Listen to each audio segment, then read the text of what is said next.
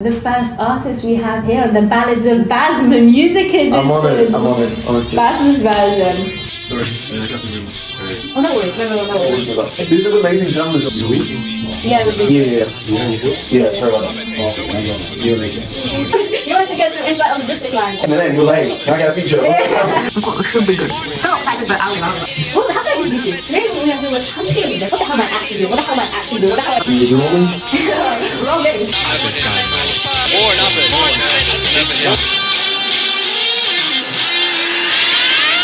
Hi, it's Ballads with Basma. First episode, we're going to talk about music and have fun. We are with Abed. Hello, thank you for having me.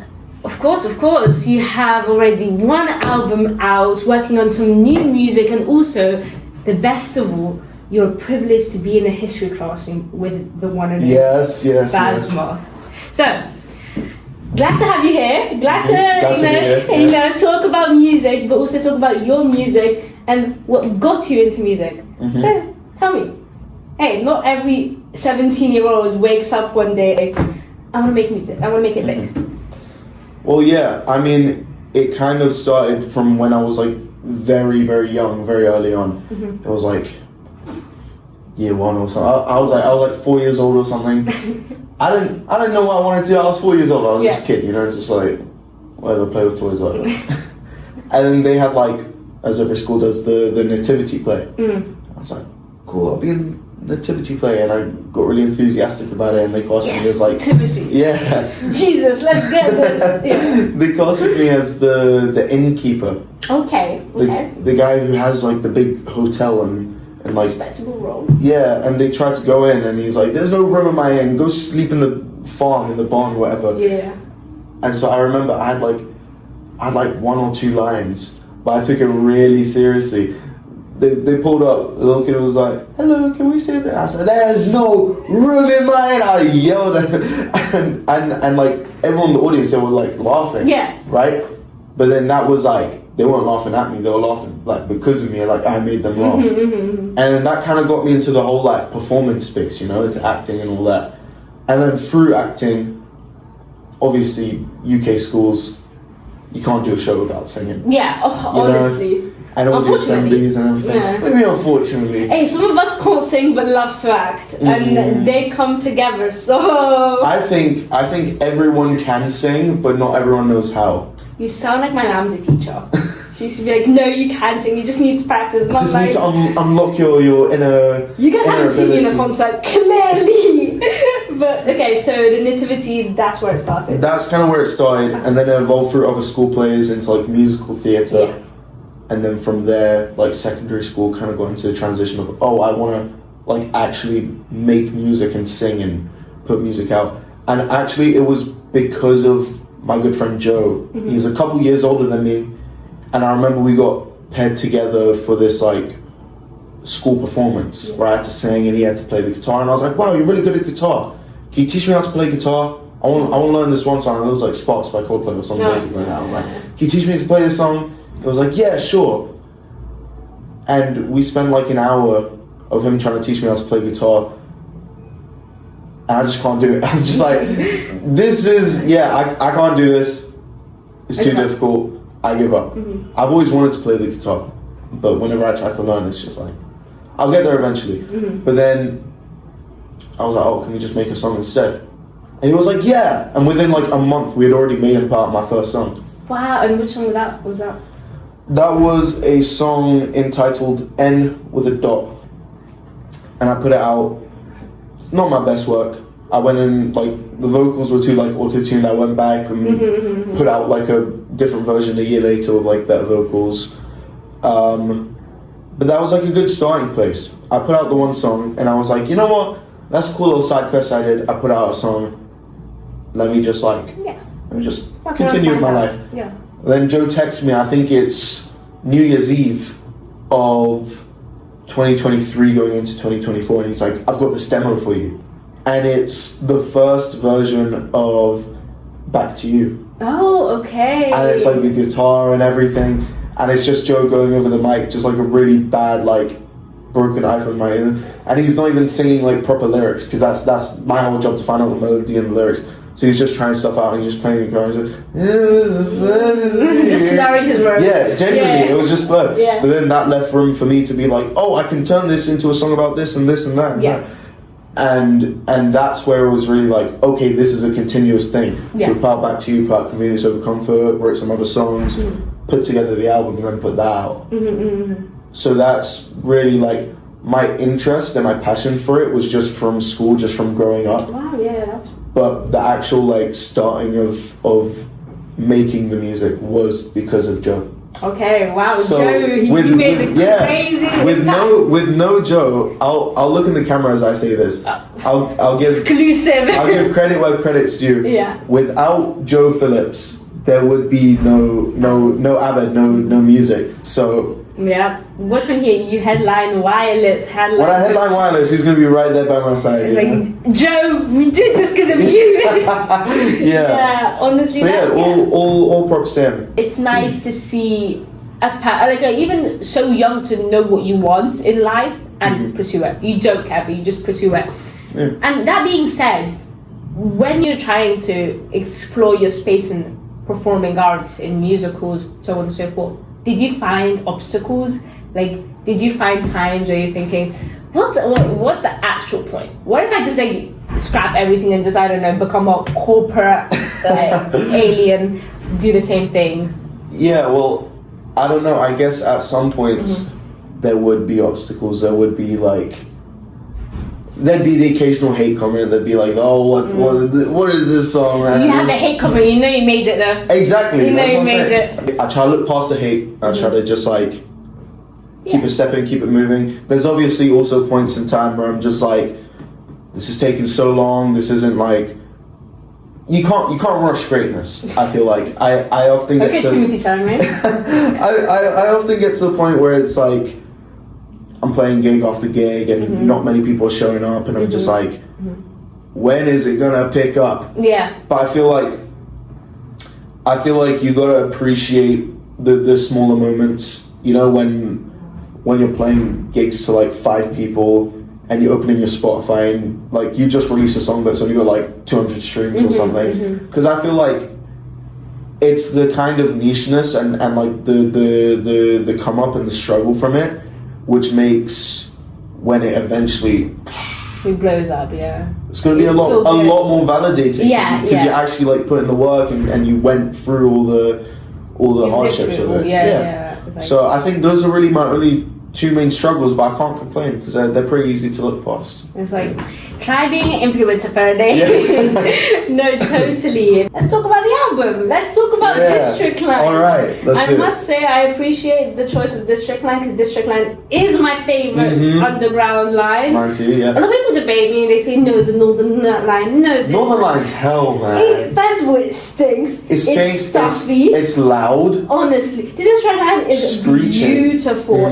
Yes, amazing. it can be slow sometimes. Yeah. Let's not talk about that. But it's beautiful. It gets me from A to Z, and also it was the name of your album. There we go. So, District Line, how did it all start? Well, you said that you made some songs with Joe, and then it just became. Where did that trigger say, hey, we can actually make an album here? Yeah, I mean, it was kind of like he sent the demo through for Back to You. It's like, cool, let me put out this additional song, just another song. And then we started working again, and I was like, oh, I want to do like a upbeat kind of thing. Yeah. Because both my tracks previously were a little bit mellow, and I was like, let me do something fun, let me do something exciting. And that's when we wrote Convenience Over Comfort. Hey, my favorite. Yeah, I mean, it's a lot of people's favorite. Song on that It's my favorite on that as well.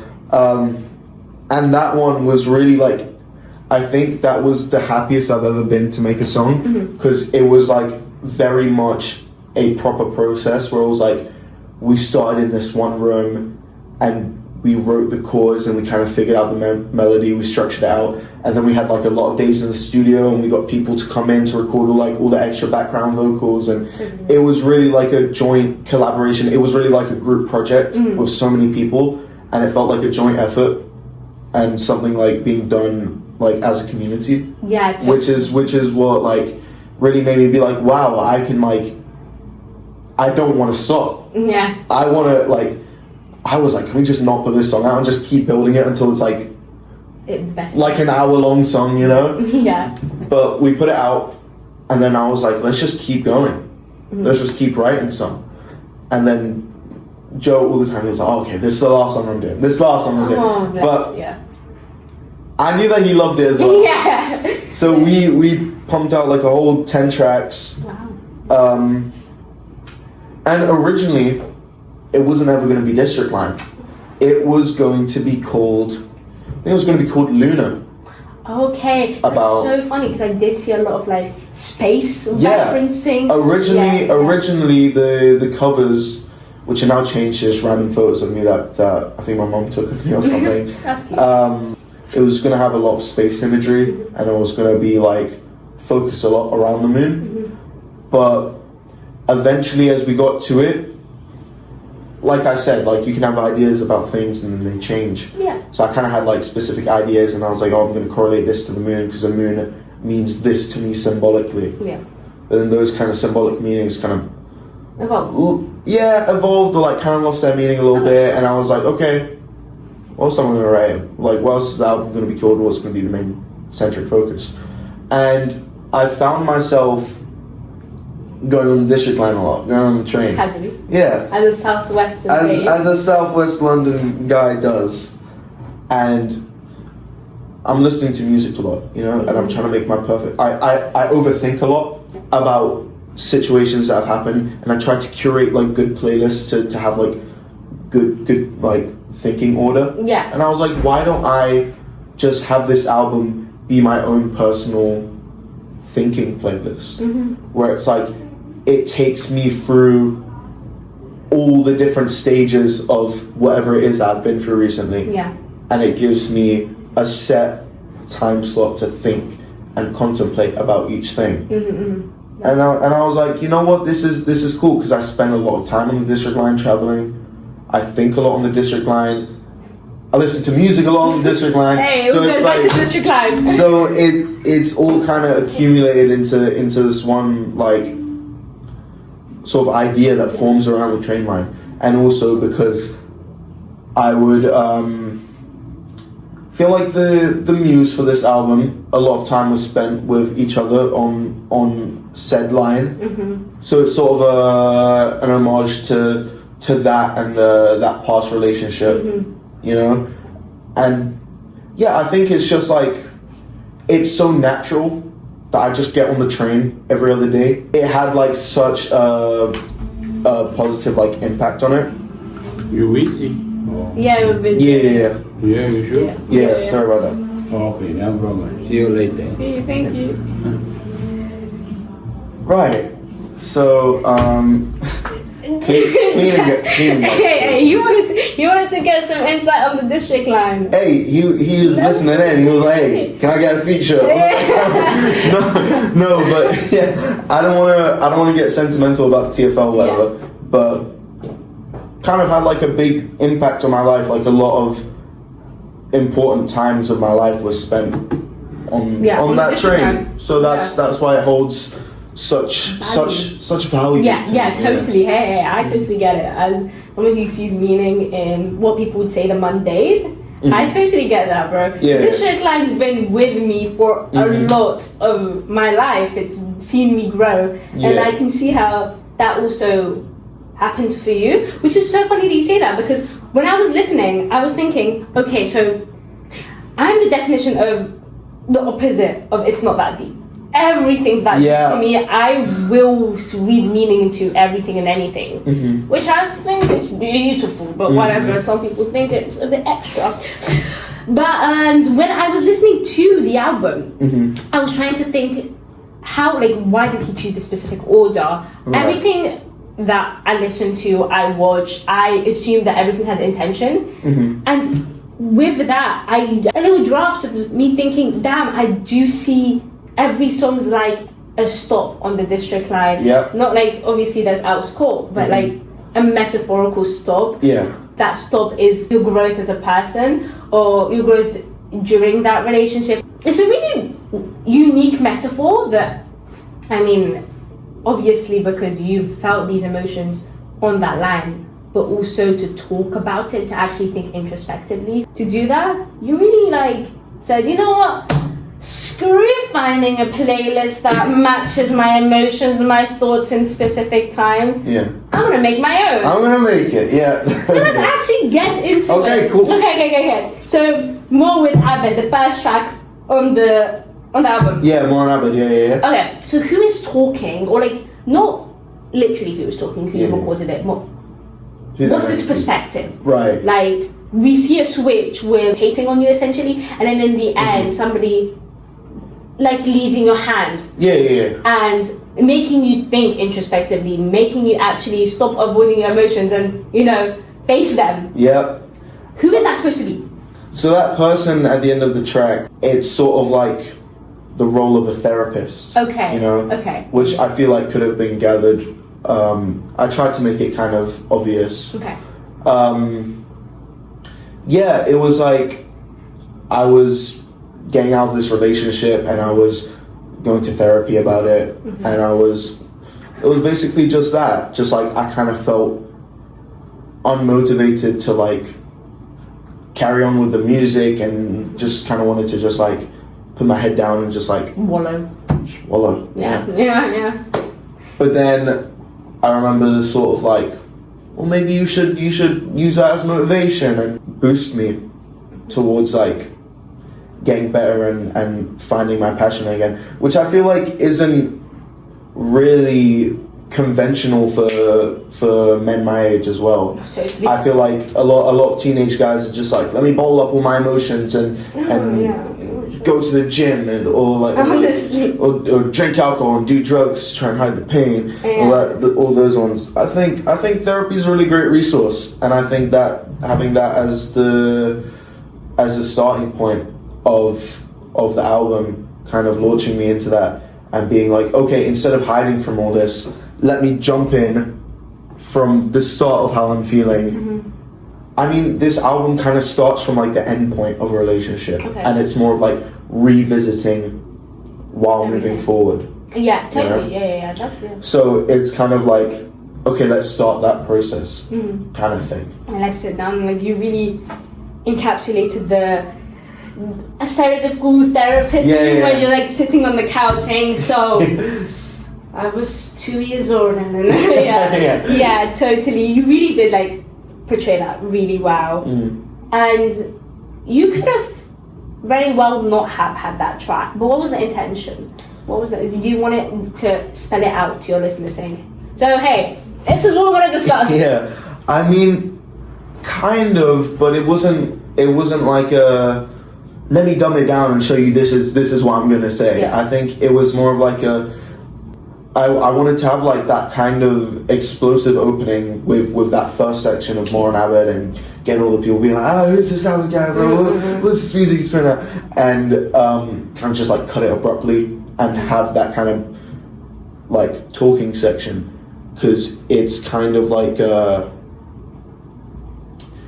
I feel like it's kind of similar to like a mental breakdown. Okay. In a kind of way, like lots of just flooding thoughts and noises and everything, and then just get silence, just silence, and then like that actual realistic, like trying to calm down, trying to, okay, this is what I want you to do. It was such a nice touch. It's honestly a really good touch to just bring it all together, especially looking at the album holistically. Yeah.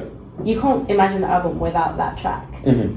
And it was a good call to have that, to break it up before even starting. Yeah. I personally see the album like as an onion.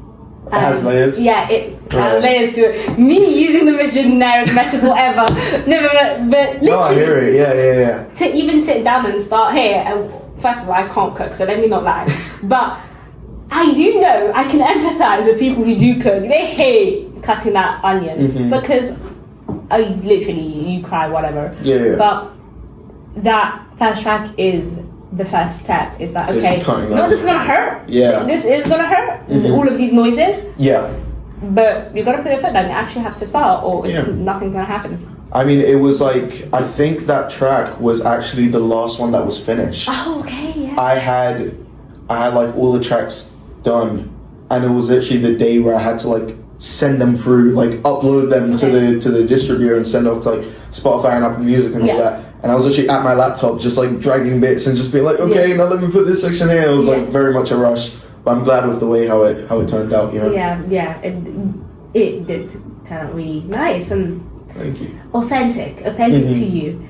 Incautious. Incautious. So I feel like we're going to go song by song, and yes, we are, because I actually have something to say about every song. There you go. And I want to hear what you have to say about every song. Incautious compared to like other songs is pretty loud. Yeah. Especially with the like, incautious. It's a lovely touch.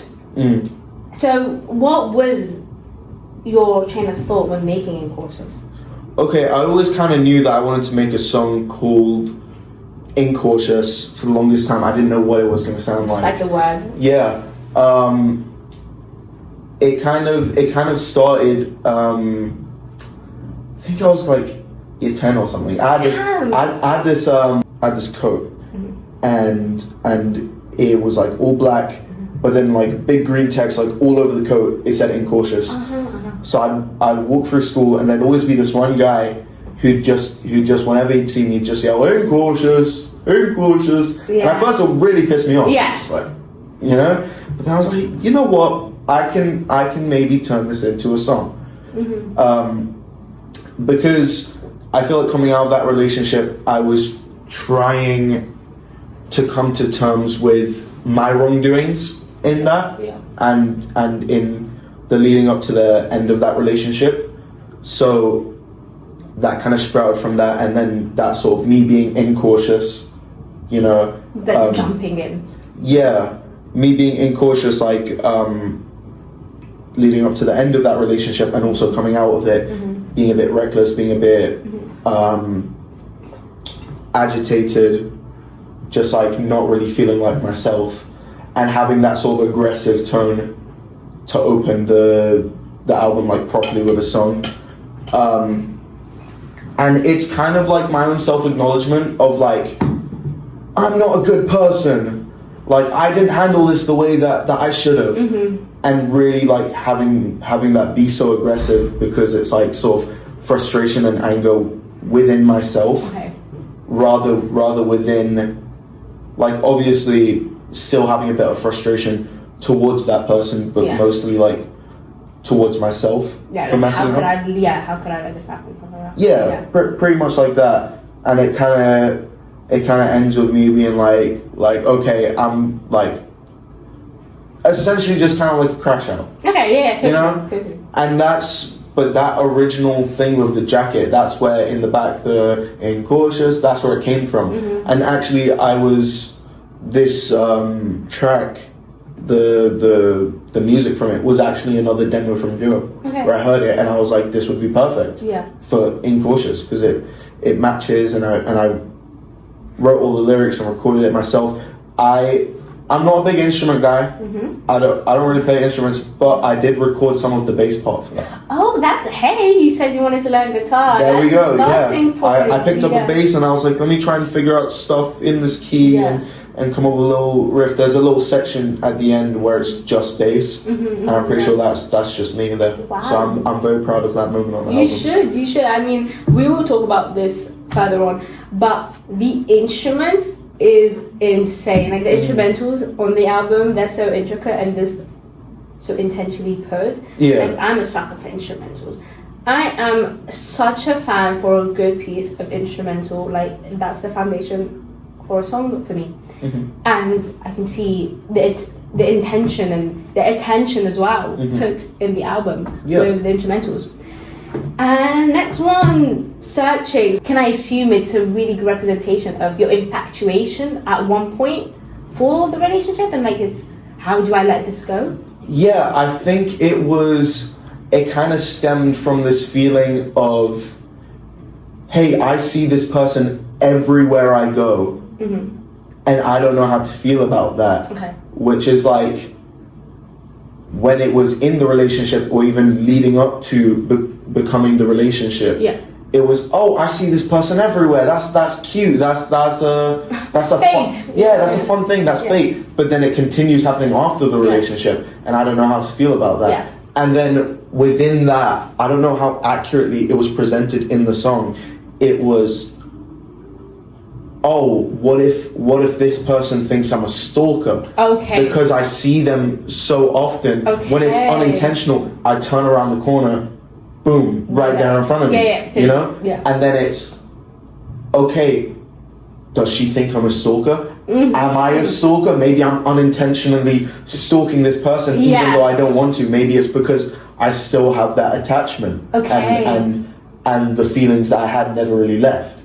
Yeah. And so it's kind of like, it's, even though it's kind of portrayed as I'm stalking you and I'm never going to leave you, I think it's more of like coming to terms with my remaining feelings and being like, is this how I feel? Like trying to figure out, is this like a meta narrative? Is this how she thinks of me, or is this actually how I am? Yeah. And trying to battle between those two sides, you know? It's like there's this person that once meant a lot, now that can be disputed, and I'm seeing them every single way. Yeah. But my favorite part of the song "Searching" is indeed the end. The ending, yeah. Oh my god, it was. I just love the tempo increase. Yeah. It was so smart and so effective. Mm-hmm. So, what was the reason? It's like, okay, let me increase the tempo. Yeah. Are you trying to represent like your heart rate? What are you trying to represent? Or is it just because, you know what, shits and giggles? I mean, I was trying to represent like the sort of like the increasing panic of like, does she think this, or am I really this? Like the kind of like the flooding of thoughts. And a major point of this album is overthinking. Yeah.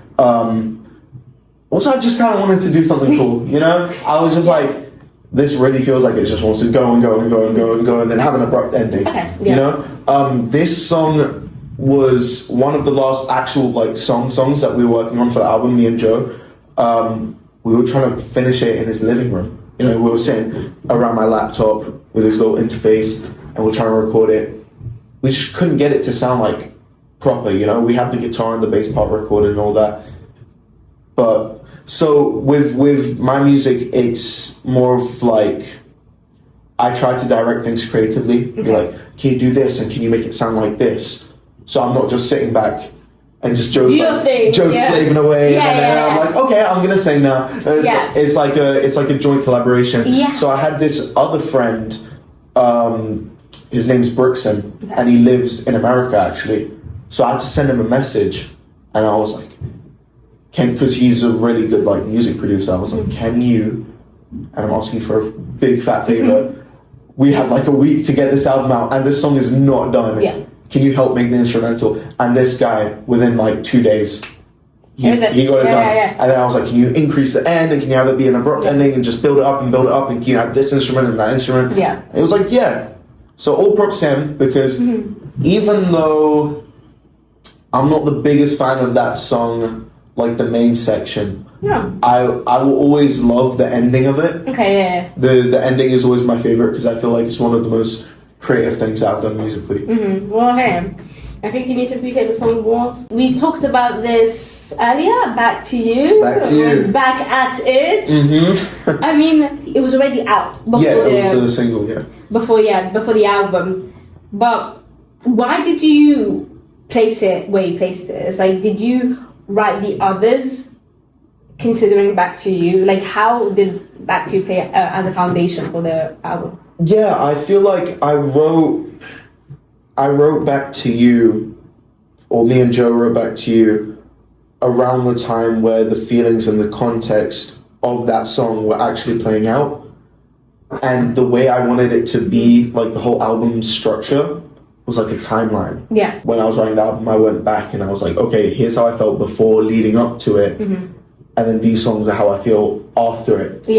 When these events happen. So it's kind of like chronological. Yes. So I placed it where I placed on the album because it was just like, this is the part where this happens, and it's almost like a story. Yes. And then we go into Outscore, which is way like more, again, you stay with like this reflective tone, which you don't really see in Cautious or like Searching, or as in like it's more slow. Yeah. Before we actually get to the nitty-gritty of Outscore, we have to, establish something here. What's that? is Elscourt your favorite district line station? Yeah, I've got a lot of different favorites For different purposes. purposes. Okay. But Elscourt is where I spent the most time, and it was impactful enough for me to write a song about. Yeah, you're like, hey, Yeah. let me actually sit down and write about Elscourt. No, but you really did, portray it well, how impactful it was to you. Would you say it was like a letter to them? I don't know if this is a universal experience after a relationship. You're like, okay, I'm gonna write a letter to getting everything out. I'm gonna give it to them. No, and then it never sees the light of day. Yeah. Was it intended to be like the letter you would write to them, putting everything on the table? I mean, kinda. I did actually do that. I did write a bunch of letters, and I think it was after the departure, I wrote a letter every day for like a month, kind of like a diary kind of thing. And I did it for a month, and I was like, okay, let me close this book now, and let me just like, I've got everything I want to say out. Let me push it to one side. Yeah, totally. But I think Elscourt was, well, obviously, like I said, there's a story here. So you have Back to You, where it's like getting approached by that person again, being like, oh, let's get back together. And I'm a bit wary of it. I'm like, I don't know if I should. I might end up making the same mistakes, or things might end badly for me. And then Elscourt is eventually giving in, but it's nothing like I expected. And it's like the most like bland vanilla thing ever, and it's like, I don't know if this is worth it. Yeah. And I don't know if this is what either of us really want. Yeah. I think getting back with someone so close to the initial breakup point is doom. It's doom. Yeah. Totally. So, and you mentioned this diary that you have, of like all the letters. Yeah. Kind of like a diary. Did those ever feed into the lyrics you have for the album, or was that like a no-go? I mean, I wrote those, shut the book, and then never read through them again. Okay. So maybe subconsciously, some of the stuff I wrote about did end up making it into the album. But we'll never know. Which is highly unlikely, if I do ever read through those 30 pages. Yeah. I guess we'll never know. Yeah, totally. And another fan favorite, my favorite, the interlude.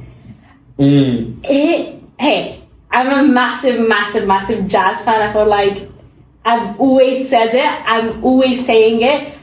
I used to be like, oh, it's just a phase. It was not a phase. I'm a massive jazz fan. So to hear those jazz inspirations in You Did What You Thought You Did was like, get in there. Like I was like, yay, this is I didn't know you were into jazz. I mean, but like, who isn't into jazz? You just need to, dabble in.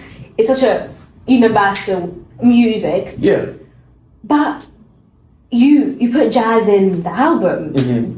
That it took me by surprise. Yeah. Because I was going to say, this is what they're going, like indie pop, this kind of thing. Hey, let me hear some jazz. I'm like, whoa, what's going on here? I mean, I always wanted to like kind of defy expectations. I don't want to ever stick to one genre. Yeah. I mean, what I'm working on now is very like, each track's a completely different thing. Yeah. Because still like figuring myself out as an artist, I still don't know what's my exact main style. Yeah. I'm trying to dabble a little bit of everything, Yeah. And I wanted a little interlude for the album, like a little break to kind of like set things apart and show like a little bit of a time skip, a little bit of a maturity, like kind of like leveling up, and thinking about things more like less emotionally but more logically. Okay, yeah. So I wanted to have like, obviously because I love jazz, and also just that the tone of it just kind of carrying us on into like what I call like the second half of the album. So you did incorporate these different aspects, and I love when artists do incorporate different genres, because hey, why are we constraining ourselves to different parts? Exactly. And you did that, and you the proof, it worked, and it worked quite well.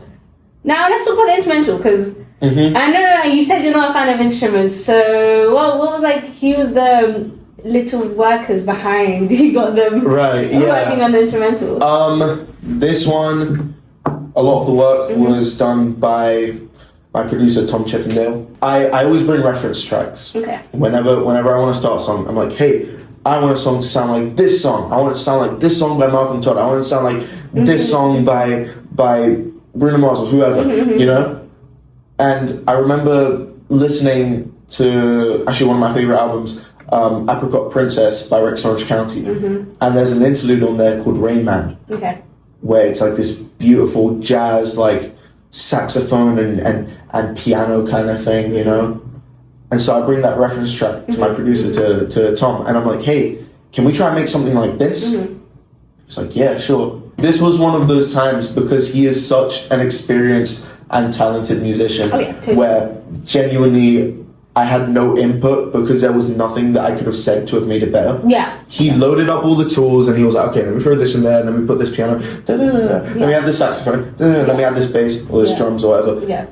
And I was like, okay. Yeah, do your thing. Do your thing. Exactly what I was imagining. Yeah. And then, incredible. obviously, I put the little dialogue there at the end. That's me and Joe Phillips at the end there with the dialogue. But it's actually based on a real conversation that I had with Tom Chippendale, the producer, where he said the you didn't, you thought you did. Oh, kind of wow. thing. Okay, yeah. And that conversation, it really stuck out to me. And I was like, that was the point where I kind of actually did realize that, was hearing it from him. Yeah. And so I wanted to place that and have it be like the kind of turning point of the album. When I was literally hearing the sax, he says, and the piano, I was thinking, wow, this is what your heart and your head having a conversation. Pretty much, like the kind of the noises, what your heart wants, the sax and then the piano is like all just logic and seamless, or like you know, more realistic. Yeah. And the putting it together is so beautiful. I mean, Mr. Chimmerdale. No, that's really what you man. said. That is a great analysis of that, though. I was thinking maybe the jazz was like a little homage to like romanticizing heartbreak. I'm like the big jazz golden age, the 30s, the 40s, 50s, so on and so forth. There was so much. Very romantic. Loverboy, but heartbreak, Chet Baker. Yeah. So was that part of like why you wanted jazz? It's like, hey, let's actually put respect to the inspiration itself, the people who put foundations for us, like in this like romance music or like love music.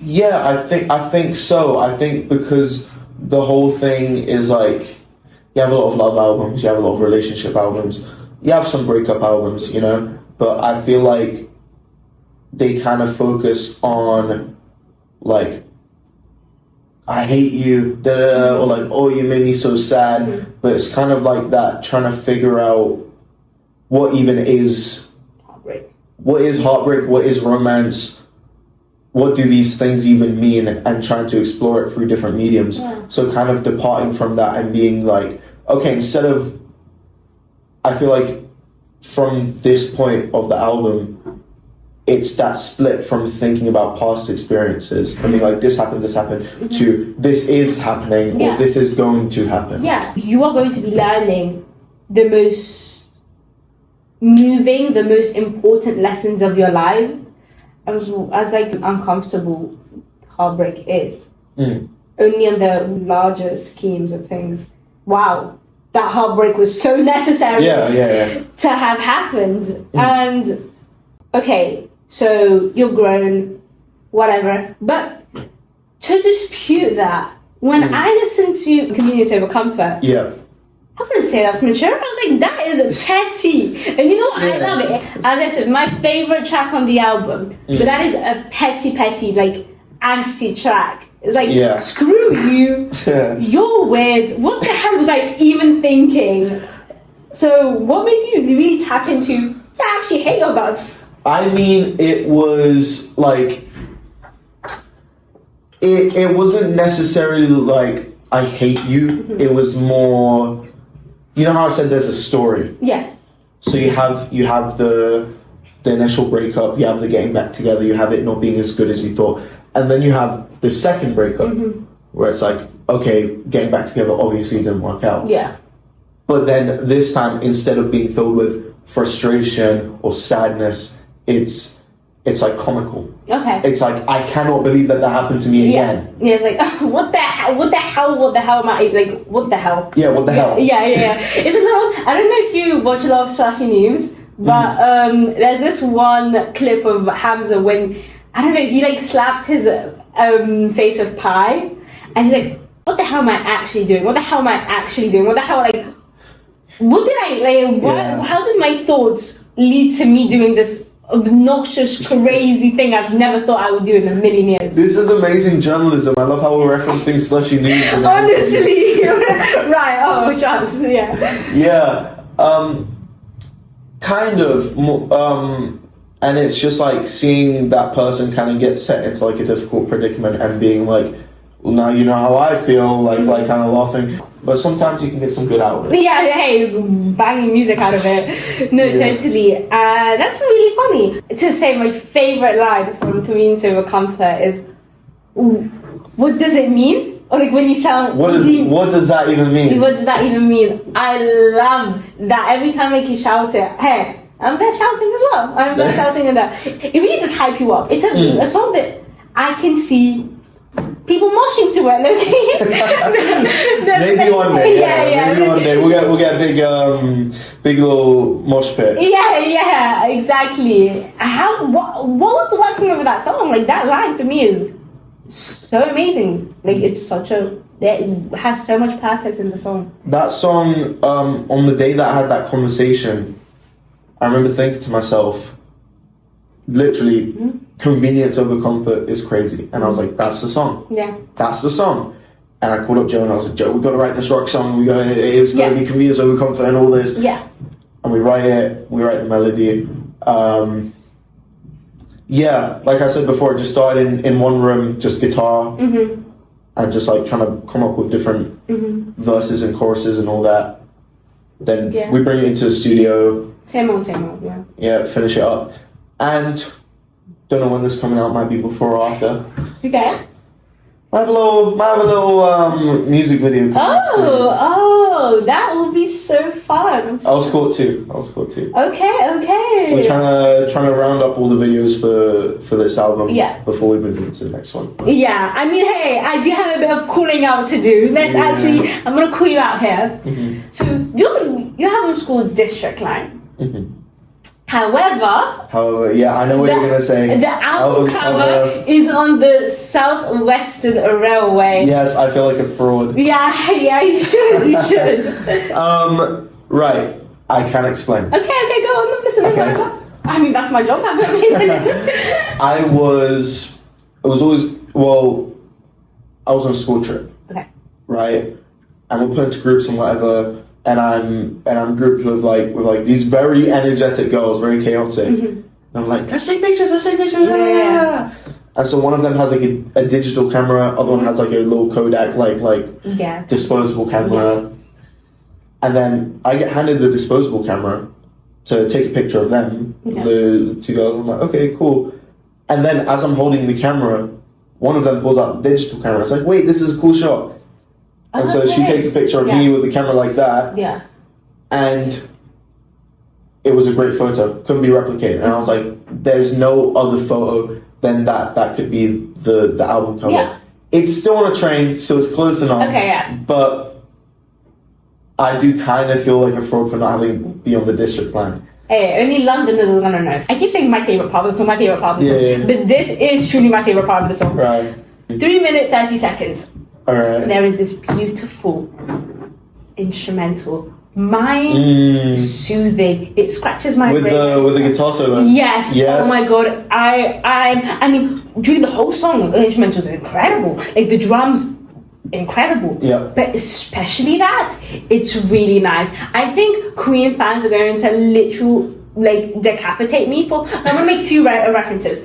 Korean fans are gonna decapitate me because as amazing your song is, I'm not queer. yeah, exactly. But it makes me think of like, I just love a good like solo instrumental in like 3/4 into the song.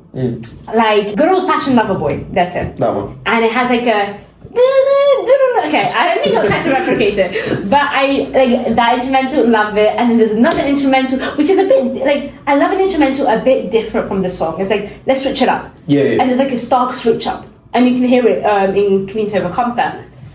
Same thing with Kill Me Gal by the Backstreet Lovers. Yeah, Backstreet Lovers. Like there's a little like instrumental like solo, which is a bit different, and it's lovely.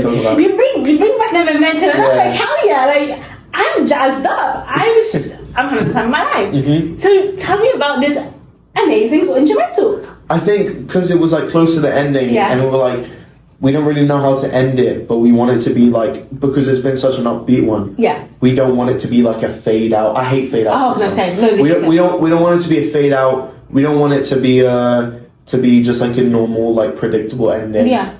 We want it to bring it back. We want it to really build it up. Yeah. Really like give it impact. Give it like, this is a final push of the song. Yeah. Just give it everything that's got. Yeah. So we got everyone in. We got like 5 or 6 people in to do crowd vocals, all yelling into the mic, building it up with like we added like a church organ in there.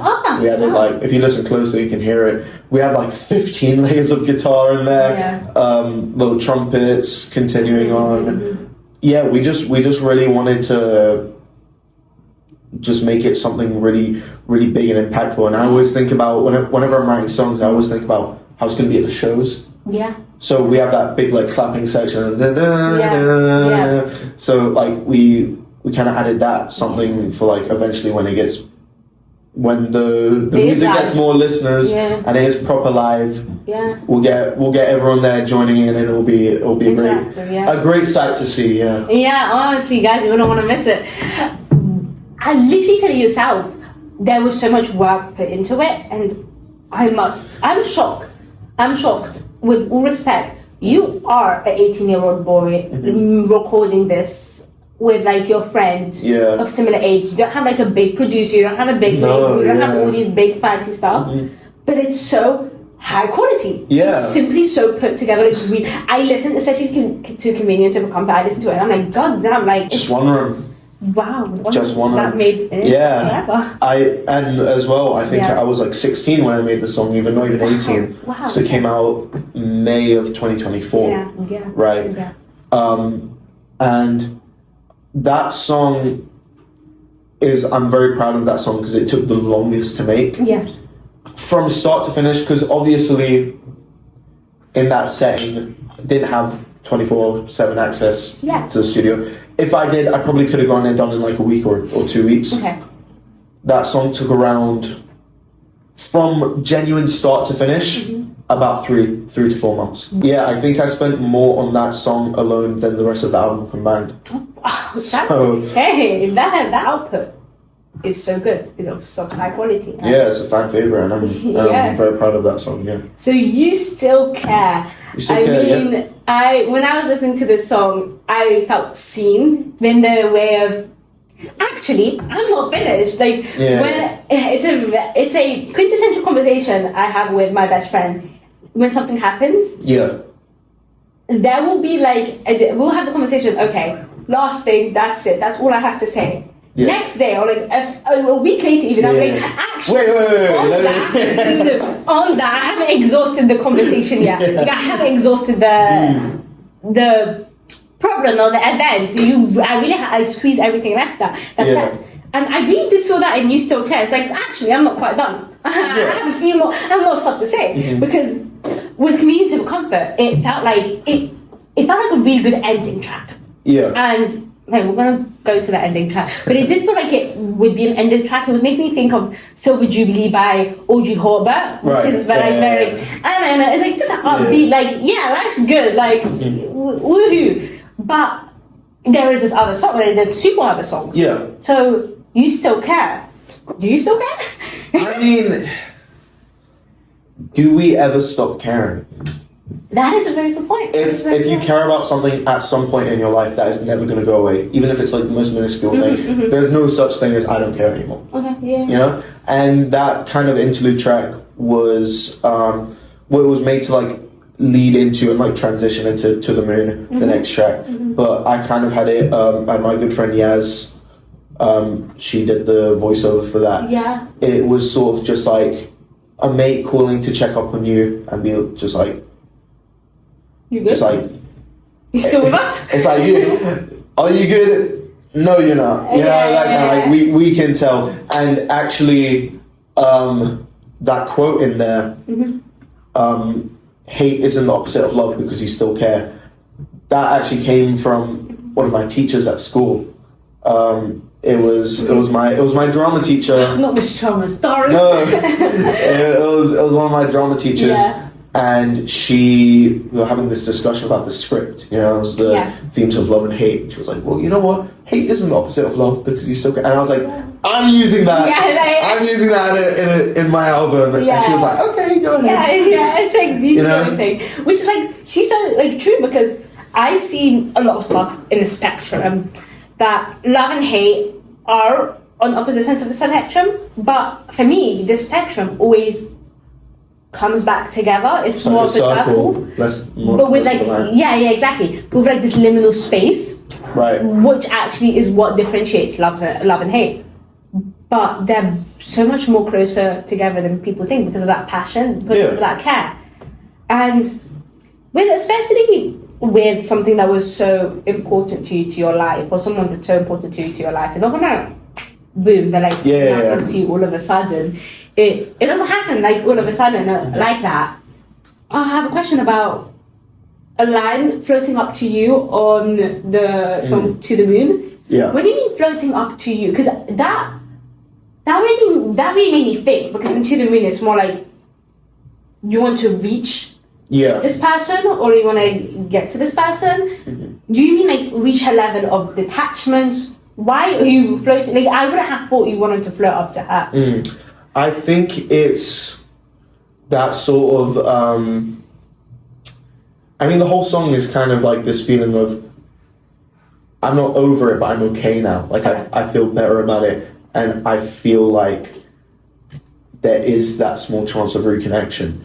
And the whole storyline of the alternative how the album was going to be with Luna. I remember writing this, like I just write poems in my spare time. I remember writing this poem about I'm an astronaut in space and I was meant to focus on the moon, but because I was too focused on all the other stars, my rocket kind of broke and I fell down back into orbit and I'm trying to reach back up to the moon. Okay. You know? So it was kind of taking inspiration from that thing that I wrote, where I was up at the moon, I enjoyed it, I messed up, rocket ship broke, fell back down to Earth, and now I'm trying to float back up. And I don't need a rocket ship anymore. I don't need something artificial man-made. It's something pure and natural that's causing me to go back up and be even better than how I was before. You know? And it's that kind of realization that, like, I'm starting to heal from this. It's. I don't think you'll ever really realize when it's like. There's never a set point where it's like, okay, I'm healed. I'm healing from this. It's a journey. And I'm starting this journey. So there is a chance that we do realign paths and our paths do cross again. But even if that doesn't happen, I'm still getting better and I'm still different. moving forward. I'm still different. That's that whole kind of point of the song. People struggle to reach that point in a relationship. You want to go back to who you were before this person. It's like, oh my God, what happened to me not being obsessed doing this? But no, that happened and you have to take this That's steps. okay, Exactly. And the finale. What There you go. finalizes it? District Line. District Line. Name of the album, name of the last song, the closing track. Yeah, the titular track. This makes me think of the same thing, Stranger by Olivia Rodrigo, because it's like, that really meant a lot to me at one point. And now, you're just a stranger the line in Strangers, you're just a stranger that I know everything about. Mm. And that's like, yeah, you did mean a lot to me. I wrote this whole goddamn album about you, Yeah. so, or like about me as a result Yeah. of this relationship. But that is it. That's my yeah. it's still not over, but it's better. Yeah, Like, that's pretty much the whole. yeah, it's a whole, like as you said, it's a journey. It's a journey, yeah. A healing, and that journey's through the district line. Mm-hmm. I feel like I always imagine this track as, if it were to have a music video, this would be me getting off the district line, walking up the platform, tapping out, and stepping outside, sun, clear skies, taking that proper deep breath of fresh air, and just kind of walking to wherever I need to go. There is light at the end of the tunnel, and you reach the light quite literally. There you go. I mean, that's also like kind of what I'm talking about in To the Moon. This is like the ending of artificial movement and progression, using the train and getting off and walking and using my legs and using my mind, and having natural growth and natural progression. Yeah. Yes. I do want to talk about, again, we're always going to talk about instrumental. There we go. Now that end guitar solo. Yes. Beautiful. That's why I've been saying about all the instrumental. Beautiful. Groundbreaking. Never done before. It was a perfect tie of the knot. It's like, I can imagine, as you said, the music video, you're just walking out of the station and like that guitar just playing. It's like your outro. Sorry, I got the room where... Oh, no worries. No worries. So we'll just move up. Yeah. Sorry about that slight interruption. We're in a new setting, but you can't tell. So, as you said, as you were saying, or rather, guitar. Guitar solo, right? Yeah. So that guitar solo at the end of District Line, I recorded the whole track, just me and Tom Chippendale in the studio, and then I was like, this needs a guitar solo. And who did I bring it to? Joe Phillips, guitar expert. Yeah. I was like, I need a solo for this, and I need it to match the melody that I was saying before, and then kind of evolve into it. And obviously he delivered that.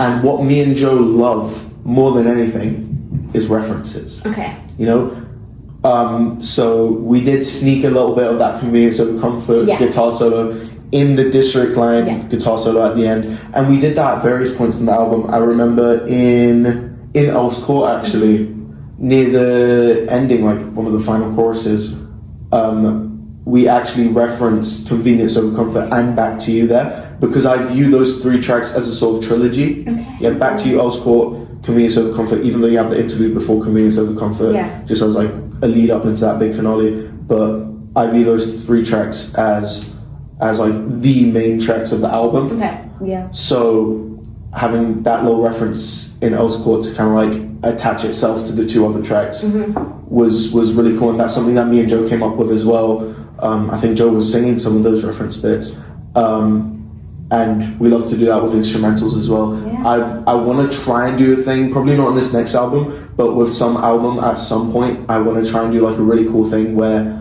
like in every song of the album, there's at least one musical reference to another song on the album, and just link everything. That's a really nice touch to like tie it together, to have a thread, a backbone. But as I said this before, something that I am highly anticipating to hear what you have to say. Your inspirations, your musical inspirations, your references, all of that.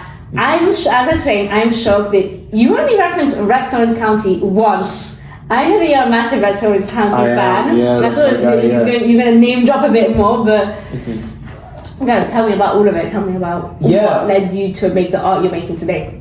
I mean, I listen to a lot of different artists. I try to branch out my listening style a little bit. When it comes to my musical inspirations, I have a couple main ones, and I can really kind of take it track by track. Yeah. I think Incautious was very much inspired by this one track by Joe Keery, his song Gloom, on his record Decide, which is one of my favorite albums. It's very experimental, it's very fun, it's very different. I tried to take that kind of vibe in that track, which was a lot more digital and synthy and very bass heavy, and try to turn it into like a little rock song. Yeah. Searching, tried to keep it a little upbeat kind of vibe, but then towards the end, that kind of speed up and that intensity and like the sort of distortion was inspired by AB3D. Okay. She has this one track on her most recent record called One Time, where it kind of speeds up and gets very dark and distorted at the end, which immediately when I listened to it, I was like, okay, this is it. And you met her? I did meet her, yeah. Any words of inspiration she gave you? Did you told her about your music, obviously? Obviously. Just, the general keep going, don't give up, all that. Yeah. I already knew that. You don't say. Wow. Back to You was very original. I think that's more sort of coming from Joe's side, like more of like the Oasis kind of stuff that he listens to. And plus you covered Married with Children, yes, I did cover that. Looking to maybe redo that one and re-put that one out, because I feel like whenever I look back at my music, I feel like I could do better. Yeah, obviously, like you're your first critic. I guess. You might be glad to hear this, and this may or may not happen. Yeah. I'm not sure, but I'm heavily considering reworking and putting out like a new version of Convenience Over Comfort. Oh, okay. With a bunch of additional changes. Yeah, totally. Like I'm thinking like how the beginning could be different, and maybe change up the guitar solo and change up the phrasing on the chorus and all that. Because whenever I put out a song, I always just go back and listen. Oh, I could have done this. I could have done that. Yeah. And you can't just go back and just change it. Yeah, you got to put out a new version. Yeah. So that's. Well, I'll be tuning in. That's something that could happen in the next couple years, maybe. Okay. Yeah, totally. Maybe potentially, because I feel like I would maybe want to rework District Line because some of the album was a little rushed. So maybe just like reworking on that in a studio for about like 2 months and just seeing if I can get it to be the version that it sounds like in my head. Something that Malcolm told, I heard him say, is that if he worked on a song until it's perfect or until he's satisfied with it, he would never put out music. Yeah, I did hear that. Yeah. I think, I feel like there's a difference between perfect and just like improving it a little bit, because obviously you can't work on it until it's perfect. Yeah. But if I put out like a reworked version, maybe 10 years down the line, a 10-year anniversary version of District Line with like the songs being reworked. Yeah. That would be fun, but I don't think I'd do that with like every song. It's just simply because I kind of rushed some of the tracks and some of them aren't to my full standard. Okay, that's fair enough. Ali, you didn't mention Malcolm Todd. Well, yeah, Malcolm Todd, he was less of an inspiration on District Line, more of an inspiration on what I'm working on next. Oh, I'm excited. Hey, I'm a massive big fan of Malcolm Todd, so I'm excited to hear that. I actually got out the studio last week. I may play it for you off camera. I'm getting some exclusive. I've got Malcolm Todd vibe track. Okay. Other music and inspirations. I mean, over time, but also, I guess. Yeah, I mean, with a lot of tracks specifically, I mean, Convenience Over Comfort was very Arctic Monkeys inspired. Yeah, okay. Which I kind of got from my friend Charlie. Early Arctic Monkeys. Your favorite Nightmare or something like that? More of like, because I would just listen to like the mainstream Arctic Monkeys stuff, But then my friend Charlie would put me on and be like, you gotta listen to their early albums, you gotta listen to their first album, all this. I was like, sure. I mean, the early stuff. Early stuff's pretty good, better than what I like. Yeah, in my opinion. And I'm like, cool. This is a vibe. I enjoy this. Just kind of put out Also kind of like a, convenience over comfort. Yeah. Very Arctic Monkeys inspired. I tried to take some inspiration from the Beatles. They're my favorite band. Little Beatles shirt on. I don't really know if too much of that went into District Line, but do love me a good Beatles tune. I'm gonna see if I can maybe incorporate a little bit of Sgt. Pepper in the next one. You know? What other influences do I really have? More sort of like Joe Carey, that kind of vibe. Rex Orange County, like I said, that's my guy. But sometimes I don't really have a set reference. Like with Earl's Court, me and Joey just kind of sat there and wrote it. Joe wrote the chords for the verses. He was like, okay, you go and try and write the chorus.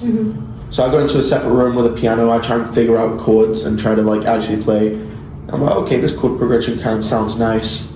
And so I come up with the chords for the chorus. And then we both collaborate on the bridge section.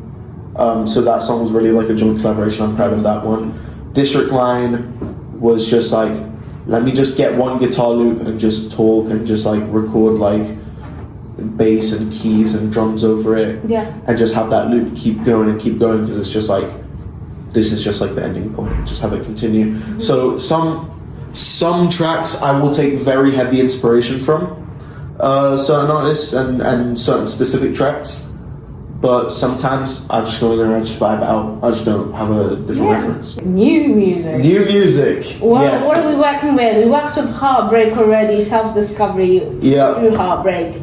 What's this one looking towards? This one, thankfully, it's not another sappy love album or any of that. I feel like you get a lot of love songs in the mainstream. You get a lot of like, I just want to be with you and I want to be your man and all that, you know. Cool, nice. Okay, moving on. We have enough. Yeah, next.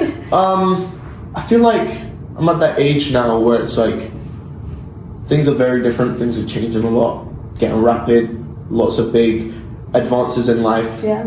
So this album's kind of just about like departure from childhood, you know, like this sort of growing up, that kind of thing. Growing up, moving out, saying goodbye to old friends. Very, very nostalgia heavy. Like closing chapters. Closing chapters, moving on to whatever chapter of my life is ahead of me. So this is kind of like a goodbye to the sort of world that I've known for the past 18 years. You're 18, we finished school in T-2 days. It's like everything is fundamentally changing and you want to capture that for your music. This new album, when are there good prospects of it being released, or is it just like all vague and just, you know, you want to have fun? Obviously with District Line, it came out summer of 2025. It was meant to come out like autumn or winter of 2024, but it got a little bit delayed. Didn't really have time. Life happens. No promises, but hopefully looking for a summer this year. Release, you know, because I'm working like in outside studios and I'm getting like 12-hour studio sessions where I like in one day I make half a song. I know like the structure of it, how it goes, what goes where, time and place, you know, all that. So before we wrap this up, we have a little segment. Called 3, 2, 1. 3, 2, 1. Three favorite songs lately. 3 songs you've been loving, vibing.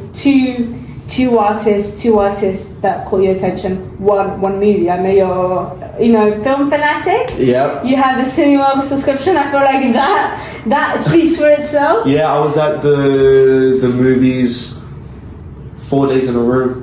Just ended my streak today. So yesterday I was at the movies. I ruined that streak. Day before that. So past 4 days. That's it. That's certified. Like you said, I can't even call myself a movie lover anymore. So alright, three favorite songs. What songs I've been listening to a lot right now? I'd say Something by the Beatles. Arguably the greatest love song of all time. Friends by Laundry Day. Or no, scratch that one. We Switch Bodies by Laundry Day. That's one that I'm listening to a lot. And third one. Something by Malcolm Todd. I feel like it's got to be something by Malcolm Todd. I'm trying to think of which song. Or you know what? You know what? I've been loving Attention by Malcolm Todd. Attention's great. Yeah. Maybe my third song, I'll say Awake by Joe Keery. Okay, yeah. That one's like, it's a slow burn, but once that beat drops, you're in it. Yeah, you're immersed. Mm-hmm. Totally. Two artists you've been like. Two artists that I've been listening to a lot. I feel like a broken record now. Malcolm Todd. Hey, no, I totally get you. Malcolm Todd, yes. I have a new playlist. When I have a new playlist, you know, it's like, I'm gonna, fixate to that. I have a new playlist, Audrey Horvath's Brother or something, and it's literally all I've been listening to. I feel like I'm like a 17-year-old boy in the middle of like Kansas, listening to Malcolm Todd. But totally, I get you. Another artist I've been really into, Geese. This is new to me. Geese are my favorite band. Okay. I saw them live recently, like a couple weeks ago. They're amazing live. I also really love Cameron Winter's solo stuff. Okay. His solo stuff's a lot different from the band. The band's very upbeat. Cameron Winter, you just get him in the piano and it's just like raw emotion. Yeah. It's very vulnerable. It's very real. Yeah. Which is not something that you hear a lot in music. Yeah. So that's something that I really admire. So yeah, Geese, Cameron Winter, amazing vibes. Okay, and last but not least, one movie that I've seen. in honor that I have re-downloaded Letterboxd, so I had to bring back the movie focus. Yeah.